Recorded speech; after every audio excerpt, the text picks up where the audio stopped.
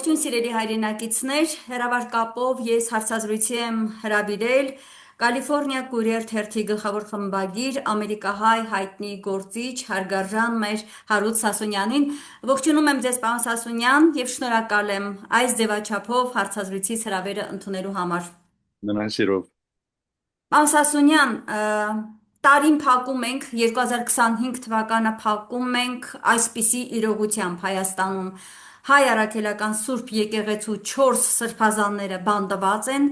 բազմաթիվ եկեղեցականների նկատմամբ քրեական գործեր են հարուցված, մարդիկ կալանավորված են նաև բազմաթիվ ռազմական, քաղաքական գործիչներ, մարդիկ, ովքեր եթե դեմ են լինում այս իշխանության քաղաքականությանը, ուղղակիորեն կալանավորվում են։ 6 ամսից ավելի հունիսի 18-ից կալանավորված էր ազգային բարերարը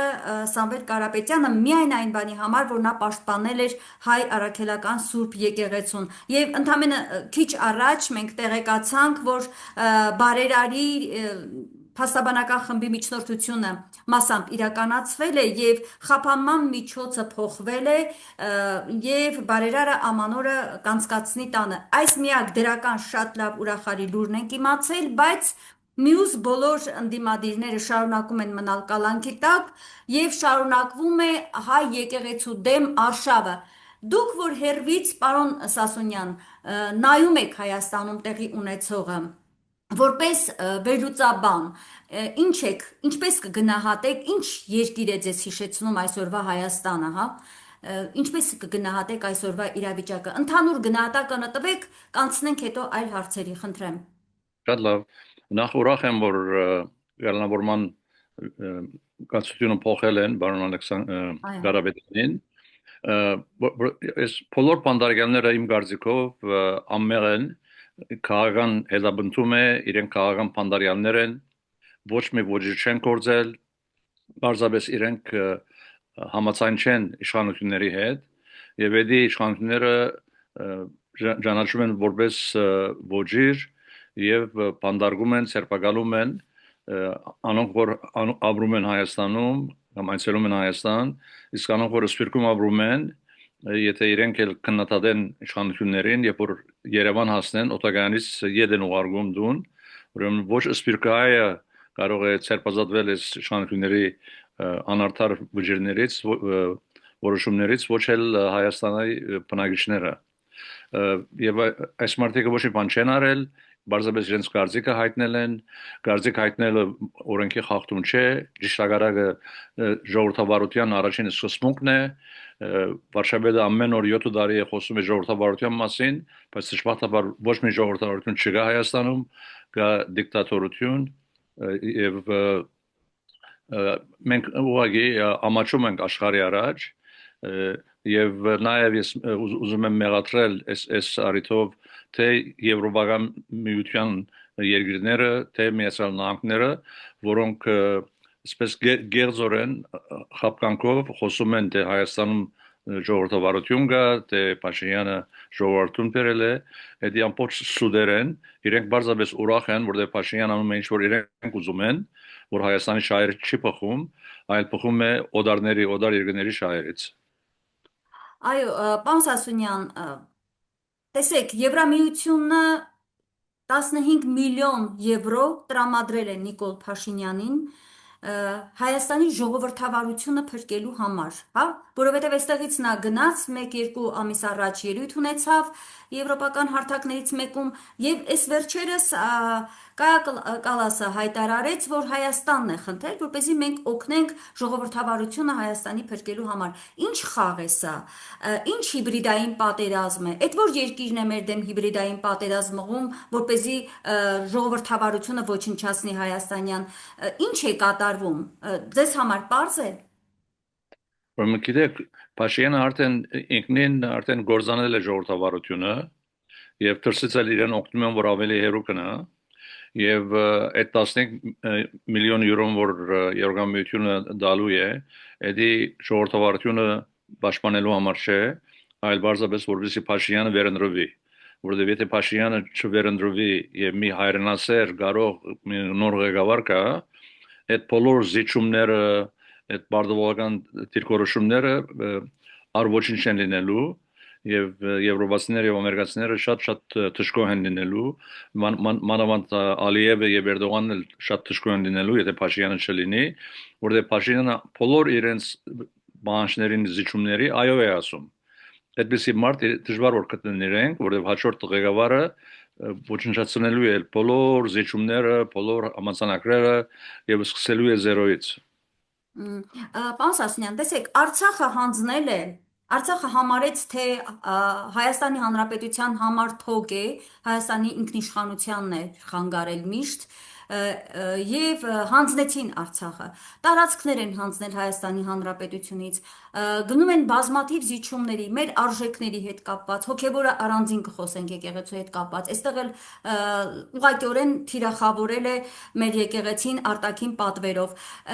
Էլ ինչ են ակնկալում դուրսը, որ այսպես պաշտպանում են Փաշինյանին, ինչ պիտի անի, ինչ կանի Փաշինյանը ընտրվելուց հետո մեր ժողովուրդը պետք է դա տեսնի,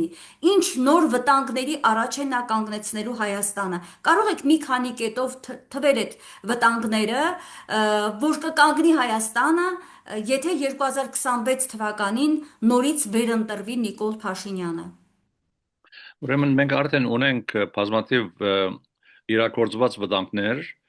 դուք նշեցիք արդեն Արցախի գորուսը, Հայաստանի որոշ շրջանների գրավումը ազերիների կողմից, մեր քերիները անարտարորեն թափվում են, բանտարկվել են Բաքվում եւ Փաշինյանը զիջում է ամեն օր մի նոր բան, սահմանությունը փոխել, ամերիկյան 907-ը հոդվածը հանել, որ ամերիկան չկարողանար Ադրբեջանի զինել, Մինսկի խումբը չեղարկել, հիմա էլ Ալիևը կդել է մի նոր խաղ, փորձում է ճնշել Փաշինյանի վրա եւ վախենում եմ որոշապես հաջողվելու է, որ 300,000 ազերիներ կան եւ բնակվեն Հայաստանին, որ դա կլինի Հայաստանի վերջը։ Ուրեմն այսպես շարունակ մանավանդ որ Ալիևը շատ խորամանկորեն ուշացնում է խաղաղության դաշնակցի ստուգությունը, թեև եթե ստուգել ոչ մի դի արժեք չունենա, բայց ինքը իմանում է որ եթե ստուգի ավելի դժվար կլինի որ նոր զիջումներ բանջի, ուրեմն չի ստուգում, ուշացնում է եւ դա գամին շատ բաներ կա որ Ալիևը բանջելու է, Թուրքիան էլ բանջելու է եւ Փաշինյանը ամիջին այո է ասում։ Դա արդեն Աբակայի վտանգներից անչափ արդեն մենք ունենք ներգայի կորզածված վտանգները, օգտագործված վտանգները եւ շարունակվելու են այդ վտանգները։ Այո, պարոն Սասունյան, տեսեք, հայկական մամուլում լրատվամիջոցներից մեկը մի փաստաթուղթ էր հրապարակել, որով բացահայտվում է, թե ինչ վտանգներ իր մեջ ներառում այդ արևմտյան Ադրբեջան կոչված այդ գաղափարի իրականացումը, հա, եթե այդ ծրագիրը իրականացվի, ուղղակի Հայաստանի ոչնչացումն է դա, որովհետև այդ փաստաթղթի մեջ, որը տեղադրված է հենց այդ համապատասխան կայքում, միացյալ Ադրբեջանի կողմից, այդտեղ նշվում է, որ դա ամբողջությամբ Արևմտյան Ադրբեջանը ամբողջությամբ Հայաստանի տարածքն է։ Եվ որ իրենց վերադարձը ինչպես պետք է լինի, իրենք ինչպես պետք է մշակութային այդ անվտանգությունը իրենց ապահովեն, իրենց ներկայությունը ապահովեն Հայաստանում, ամբողջությամբ գնում է Հայաստանի զավթում։ Պարոն Սասունյան, այս երևույթի դեմը մենք ոնց կարող ենք առնել։ Եթե Նիկոլ Փաշինյանը մնա անգամ, իհարկե Աստված ոչ անի, որ վերընտրվի, բայց հնարավոր է, որ հայությունը ի վերջո իզորու լինի Սփյուռքի հետ միասին, հայաստանյան ազգային ուժերի հետ միասին դեմ կանգնել այս ծրագրի իրականացմանը, թույլ չտալ, որ Ադրբեջանը այդ խայտարակ ծրագիրը իրականացնի եւ աշխարհին հասցնել, որ սա իրականում 600,000-ի մասին են արդեն խոսում, 300,000, 600,000 ադրբեջանցի երբեք չի ապրել Հայաստանում։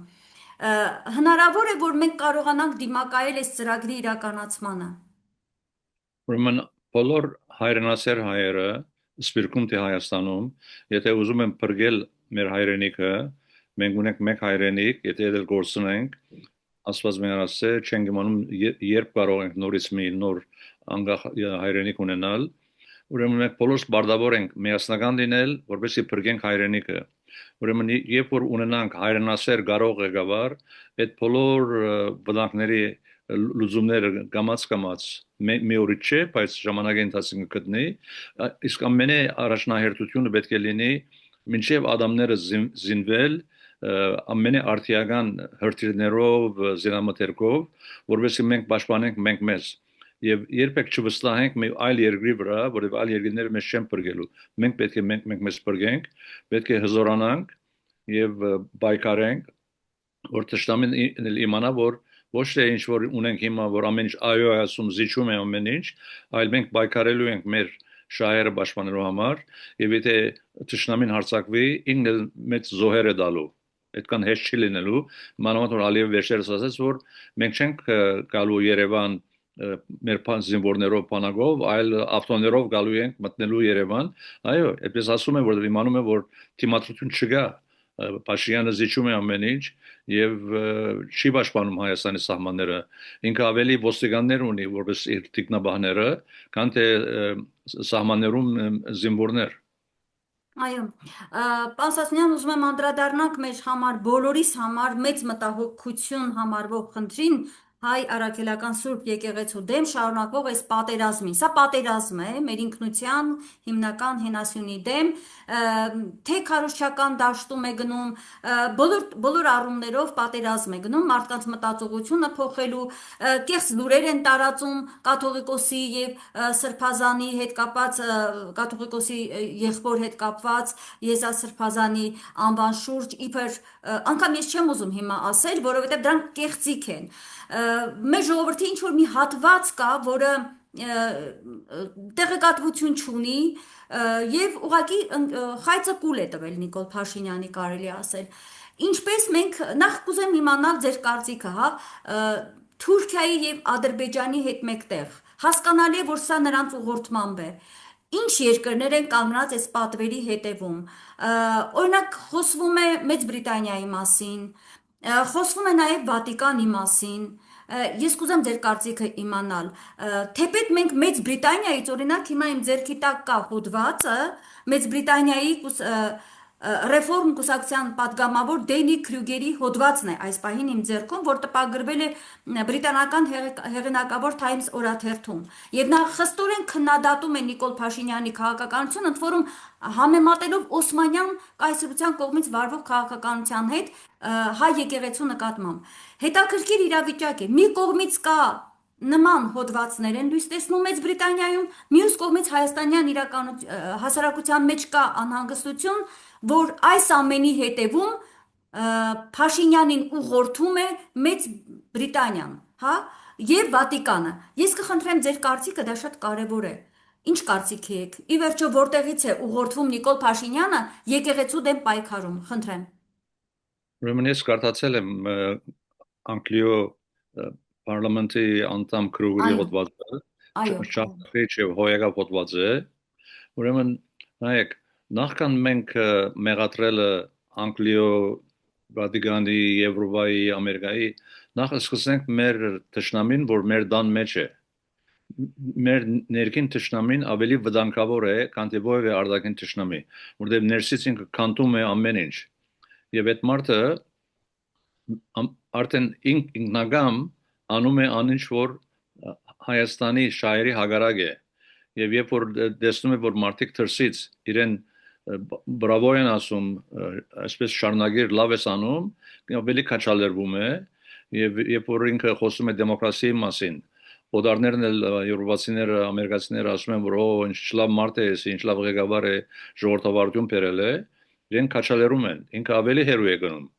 ուրեմն միան օդարները մեղադրելը բավարար չի, պետք է մեղադրենք թե օդարները եւ թե ներքին ճշնամին։ Այո, այսինքն դուք կարծում եք, որ ամեն դեպքում ձեր համոզմունքը այն է, որ նախ եւ առաջ մենք պետք է մեր սեփական ներսում այս քպեական իշխանության կողմից վարվող քաղաքականությունը նախ եւ առաջ նկատի ունենանք, բայց նրանք ուղղորդվում են։ Դուք չեք ընդունում, որ նրանք ուղղորդվում են կոնկրետ ուժային կենտրոնների կողմից այս գործողություններով նրանք ուղղորդվում են դրան դիմաց գուցե գումարներ են ստանում Նայեք աշխարհի բոլոր երկրները պաշտպանում են իրենց ազգային շահերը եւ ամեն ինչ անում են, որ այդ շահերը առաջ մղեն։ Միայն մի երկիր կա, դա Հայաստանն է, շնորհիվ Փաշինյանին, որ չի իմանում իր ազգային շահը եւ անում է ամեն ինչ հագարակ իր ազգային շահերին։ Ուրեմն անգլիացին ինչ որ անում է, ֆրանսացին, ամերիկան, դա արդարոց մի բան չի, իրենք առաջ են մղում իրենց շահերը։ Դա շատ նորմալ մի բան է։ Մենք է որ պետք է հագարակ կանգնենք եւ չթողնենք որ այդ մարդիկ իրենց շահերը առաջ տանեն եւ Հայաստանի շահերը վնասեն։ Ուրեմն միակ ցևը Փաշինյանի ցերպազատվել է եւ դա պետք է արվեր 5 տարի առաջ, 7 տարի առաջ, բայց դակավին ամենը չենք կորցրել, բայց կորցնելու վրա ենք, պետք է որ շուտով ցերպազատվենք այս աղետից, որովհետեւ փրկենք մեր հայրենիքը։ Պարոն Սասունյան, դուք վերջերս մի շատ կարևոր եւ հետաքրքիր հոդված եք հրապարակել, որտեղ խոսում եք այն մասին, որ Թուրքիայի կողմից հայերի, ասորիների, հույների, հրեաների նկատմամբ իրականացված հալածանքները այդ դեռ չեն ավարտվել 15 թվականից առ այսօր չեն ավարտվել, դրանք շարունակվում են եւ մի շեշտադրում եք արել ձեր հոդվածում, որ վերջին ամիսներին Փաշինյանին աջակցող որոշ հայեր սխալմամբ պնդում են, թե Թուրքիան հետաքրքրված չէ Հայաստանի վրա հարձակմամբ։ Այսինքն դուք կանխատեսում եք, որ այն փափուկ բարձը, որ մեր գլխի տակ դնում է Փաշինյանը, ՔՊ-ն առհասարակ, թե մենք բարեկամություն, համագործակցություն եւ այլն հայ-թուրքական սահմանի բացում, հայ-ադրբեջանական սահմանի բացում, հարաբերությունների կարգավորում եւ այլն, այս ամենը դուք կարծում եք, որ շիրմա է, այսպես արտաքին քող է, այսինքն ցանկացած դեպքում, եթե պահ լինի, Թուրքիան կարող է նորից ցեղասպանական գործողություններ իրականացնել, ինչպես 20 թվականին արեց Ադրբեջանին օգնեց Արցախի պարագայում։ Դուք ինչ եք ուզում ասել ձեր այս հոդվածով, ինչ եք զգուշացնում հայ ժողովրդին։ Ուրեմն մենք բոլորս էլ իմանում ենք 15 թվականի ցեղասպանությունը, 2020 թվականի թուրքական աջակցությունը Ադրբեջանին, որոնց որպես արդյունք 4000-ից ավելի զինվորներ սպանվեցին հայ եւ հազարներով վիրավորվեցին, ուրեմն Թուրքիան չի փոխվել։ Նույն Թուրքիան է, որ էր անցյալին, հիմա էլ նույն Թուրքիան է, Ադրբեջանն էլ Թուրքիո դաշնակիցն է, իրար հետ ստորագրել են բազմաթիվ պաշտպանողական համաձայնագրեր, ուրեմն Որևէ հայ, որ ասում է, որ լսում եմ վերջերս եւ ցավ եմ զգում, որ ասում է Թուրքիան հետարկված չէ Հայաստանի վրա հարձակվելով, եթե պիտի հարձակվեր արտանազակվել է, նաեւ այդ հոդվածը որ նշեցիք, այդտեղ գրել եմ, որ 90-ական թվականներին Թուրքիո կառավարությունը նախաձեռնագիր ուներ Հայաստանի վրա հարձակվելու, բայց վերջի ետ կանգնեցին ինչ որ դարբեր պատճառներով, բայց ոչ միայն անցյալին վտանգ է, ներկային վտանգ է Ադրբեջանի միջոցով կամ ուղղակի թուրքական բանակի միջնորդությամբ այդ վտանգը կա եւ որևէ հայ որ հավատում է գուրորեն որ Թուրքիան այլևս վտանգ չի սպառնում, դա բարձրապես խապկանք է, սուտ է, գեղձիկ է եւ խապում է մեր ժողովրդին։ Մեր ժողովուրդը պետք է վերջապես արթնանա, ոտքի կանգնի, արդեն վերջին ժամերն են, պետք է փորձենք ամեն ինչ անենք, որ փրկենք, որտեղ եթե վաղը թուրք եւ ազերի զինվորներ մտնեն Երևան եւ մի դան թուրը թագեն, այդ որ թուրը բացեն մեր հայրենակիցները եւ ասեն որ տեսնելով թուրք ասկերը, ասեն որ էսի չփան է, ոնց էսի բադահեց, այդ ռոբեին գարտնանան, բայց արդեն ուշ է արտնանալու համար, արդեն ամեն ինչ կորցրել ենք մենք, իրեն արդեն մտել են Երևան։ Ուրեմն դակավին այդտեղ չենք հասել, շատ մոտ ենք, բայց չենք հասել, դակավին արիթ ունենք արտնանալու եւ փրկելու մեր հայրենիքը։ Պարոն Սասունյան, Արթուր Խաչիկյանը քաղաքագետ մի ինֆորմացիա տեղեկատվություն էր հրապարակել դոկտոր Ջոն Էյպներ, Քրիստոնեական միջազգային համերաշխություն իրավապաշտպան կազմակերպության նախագահը Շվեյցարիա Միացյալ Նահանգներ։ Նա դոկտոր Ջոն Էյպները մի քանի կետով նշում է, թե ինչ ծրագիր է իրականացվում Հայաստանի դեմ։ Ծրագրի կետերից մեկը հետևյալն է. Վաշինգտոնը տարածաշրջանը հանձնել է թուրք-ադրբեջանական տնօրինությանը Էրդողանը կառավարելու է տարածաշրջանը Միացյալ Նահանգների անունից։ Փոքրիկ Հայաստանը կարող է կլանվել Թուրքիայի եւ Ադրբեջանի կողմից, ընդ որում այստեղ ասվում է, որ Հայաստանի հայերը կարող են ինչ-որ մի պահի էթնիկ փոքրամասնություններ դառնալ սեփական հայրենիքում։ Սա ծայրահեղացված է, թե իսկապես մենք այս իրականության առաջ ենք կանգնած եւ Վաշինգտոնը իրապես, ասենք, հանձնել է տարածաշրջանը Թուրքիայի միջոցով է կառավարելու նաև Հայաստանը եւ տարածաշրջան առհասարակ։ Ես լրիվ համաձայն եմ Արոն Խաչիկյանի վերլուծումին, որ շատ բարձ պատճառով Թուրքիան ՆԱՏՕ-ի անդամ է, դաշնակիցն է Ամերիկային եւ այդ շրջանում հզոր բերություն է, այդ բոլոր շրջանը հանձնում են Թուրքիո աստեցության ոլորտի մեջ եւ Ամերիկան 10,000 կիլոմետր հեռվից չի մշամդելու ունի ինքը դեղվում վրա իր ներկայացուցիչը որ Թուրքիան է հիմա էլ իր դաշնակիցը Ադրբեջանը եւ այդ մարտիկը ղեկավարելու են ամբողջ Անդրկովկասը եւ դի զարմանալի բան չի որտեվ այդ է նպատակը անոնք որ սպասում են որ Ամերիկան գկա մեզ գպրգի վան այդ էլ գեղձիկ է այդ էլ փուչման է ոչ մեզ չի պրգելու մենք մեզ պետք է պրգենք մեր թշնամիները հզոր են, բազմաթիվ են եւ մենք մեզ զինենք եւ պաշտպանենք որքան որ կարող ենք եւ որովհետեւ եւ որ թշնամին հարձակվի ինքնել ինչ որ զոհեր դա Պարոն Սասունյան, կխնդրեմ շատ կարծ նաև ասեք ի վերջո այդ Թրամփի ուղին օգտակար է հայերիս համար, թե ոչ, որովհետև Հայաստանում կա մի շրջանակներ կան, մարդիկ կան, որոնք ասում են դե շատ լավ է, սահմանները կբացվեն, ընդ որում 2 օր առաջ Փաշինյանն էր հայտարարում, որ զարգացման մի նոր փուլ ենք թևակողում, հայ-թուրքական, հայ-ադրբեջանական սահմանները բացվելու են, Թրամփի ուղին սկսելու է շատ ակտիվ գործել, ժողովրդի մեջ մարդիկ կան, որոնք կարծում են, որ դա շատ լավ է ի վերջո, Հայաստանը կշնչի եւ այլն։ Թրամփի ուղին ինչ է, հայ ժողովրդին ինչ է տալու։ Ուրեմն Թրամփի ուղին իմ կարծիքով մեծ փորձանք է Հայաստանի համար, որտեղ Թրամփի ուղին նախկինում վերջին 100 տարի առաջ արդեն թուրքերը եւ օսմանցիները այդ ուղին իրենց անունը ունեին, անունն էր Թուրանի ճանապարհ եւ իրենք 100 տարի սպասում էին, որ օրը կա, որ կարողանան այդ իրենց Թուրանի ճանապարհի երազը իրագործել եւ 100 տարի չէին կարող իրագործել, մինչեւ Փաշինյանի իշխանության գալը եւ հիմա մեծ առիթ ունեն իրագործելու իրենց երկարամյա երազը։ Ուրեմն դա վնասակար է, որտեղ մենք թողնում ենք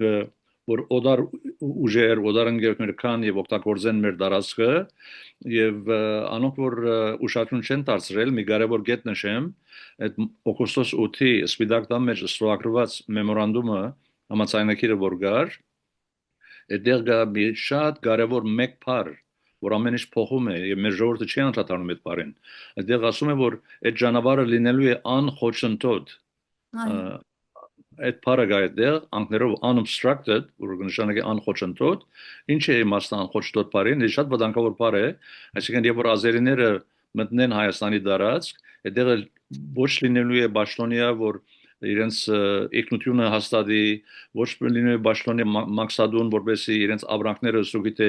ինչ են բերում զենք է, թե այլ վտանգավոր բաներ են, եւ Ալիև ինչպես ասեց, երբ որ մենք Հայաստանը սահմանը հասնենք, չենք ուզում տեսնել որևէ մեկ հայ Պաշտոնյայի դեմքը։ Ուրեմն իրենք այդ նկատում են այդ Թուրանի ճանապարհը եւ այդ է բաժարը անտատ կորիդոր են ասում, նաեւ ավելի վտանգավոր էր որ երբ որ օգոստոս 8-ին սպիտակ մեջ հանդիպում ընթացքում Ալիևը Փաշինյանը եւ Թրամփը երբ որ ելույթ էր ունենում, 2 անգամ, ոչ թե 1 անգամ, 2 անգամ ինքը օգտագործեց կորիդոր բառը եւ ոչ թե ճանապարհ։ Թեև իրենք Թրամփի ուղի դրել էին անունը, բայց Թրամփը 2 անգամ կորիդոր բառը օգտագործեց, ինչ որ թուրքական կողմի բարաբաշարն է։ Ուրեմն մենք պետք չունենք Թրամփի ճանապարհի, կորիդորի, եթե մենք ուզում ենք արևդուր անել մեր հարևանների հետ, այդ կարող ենք անել առանց իրենց անխոչընդոտ ճանապարհ տալու, առանց ստուգելու թե ով են, ինչ են անում, մտնում են Հայաստան, այս բոլորը վտանգ են։ Ինչ է պատճառը որ Հայաստանին գալիս է, ամեն մարդ քիթը խոթում է մեր ներքին հարցերի մեջ, բայց ովը մեկ բառ չի ասում, Փաշինյանն էլ անշուշտ չի ասում, որ նաև իբր թե համապատասխան ճանապարհ պիտի լինի Ադրբեջանում, բայց ոչ մի ծրագիր չկա, որ ամերիկյան ընկերությունը այդպես վերցնի այդ ճանապարհը Ադրբեջանի ներսում եւ անեն նույն բանը որ Հայաստան ամեն ինչ որ անում են միակողմանի է միան Հայաստանի շահերի վնաս է եւ երբեք հավասարակշռություն չկա երկու կողմերի միջեւ Պարոն Սասունյան, եւ ավարտենք մեր հարցազրույցը ամենակարևոր հարցով եւ թե ինչ պիտի անենք, որտեղ մենք արդեն 7 տարի, առավելապես պատերազմից հետո 5 տարի անընդհատ նշում ենք, խոսում ենք, թե ինչ վտանգներով է վտանգներ է պարունակում Հայաստանի համար այս իշխանության այս թիմի իշխանության ղեկին մնալը, իսկապես նա